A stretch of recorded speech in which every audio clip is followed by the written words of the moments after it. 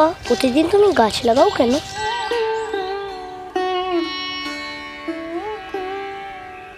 খুব ভালো প্রশ্ন করেছো তুমি।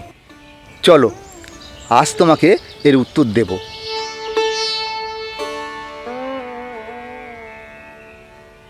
তুমি কি জানো এই পৃথিবীতে কত ভাগ জল আছে আর কত ভাগ স্থল আছে? না বাবা, জানি না। এই পৃথিবীতে 1 ভাগ স্থল আর 3 ভাগ জল রয়েছে। সেই 1 ভাগ স্থলে আমরা সব বসবাস করি, যেখানে রয়েছে গাছপালা, মানুষ, জীব, আরও অনেক কিছু।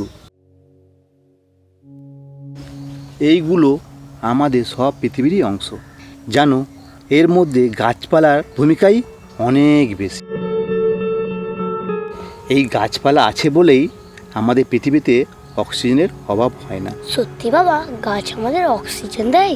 হ্যাঁ বাবা, গাছ আমাদের অক্সিজেন দেয়, আর আমরা সেই অক্সিজেন নিয়েই বেঁচে আছি। শুধু আমরা নয়, সমস্ত জীবকুল এই অক্সিজেন নিয়ে সব বেঁচে আছে। একটা মূল্যবান কথা শোনাই, যা তুমি সারা জীবন মনে রাখবে। কি কথা বাবা? আমরা সকলেই জানি গাছ আমাদের কি উপকার করে, কিন্তু বর্তমান জনসংখ্যার বৃদ্ধির কারণে বাসস্থানের অভাবের জন্য গাছ কেটে ফেলা হচ্ছে। তাই আমাদের কর্তব্য পৃথিবীকে এই ধ্বংসের হাত থেকে রক্ষা করা এবং বেশি বেশি করে বৃক্ষরোপণ করা।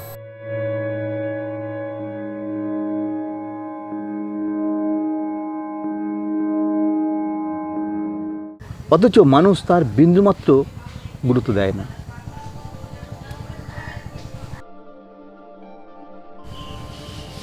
জানো বাবু, আমি কেন প্রতিদিন গাছ লাগাই?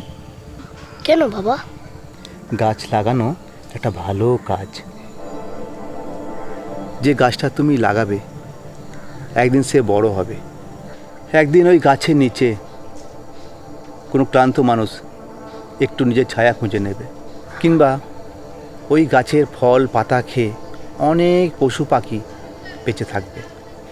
ভেবে দেখো, একদিন আমরা সবাই মারা যাব, কিন্তু ওই গাছটি বেঁচে থাকবে।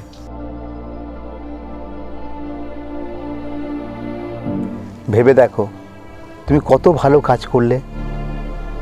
তাই যখনই সময় পাবে একটি করে গাছ লাগাবে। আচ্ছা বাবা, গাছ কোথা থেকে পাবো? কেন? সরকার যে আমাদের প্রত্যেক বছরে গাছ দেয়, আমরা সেখান থেকে সংগ্রহ করব। ঠিক আছে বাবা, এবার থেকে আমিও প্রতিদিন গাছ লাগাবো।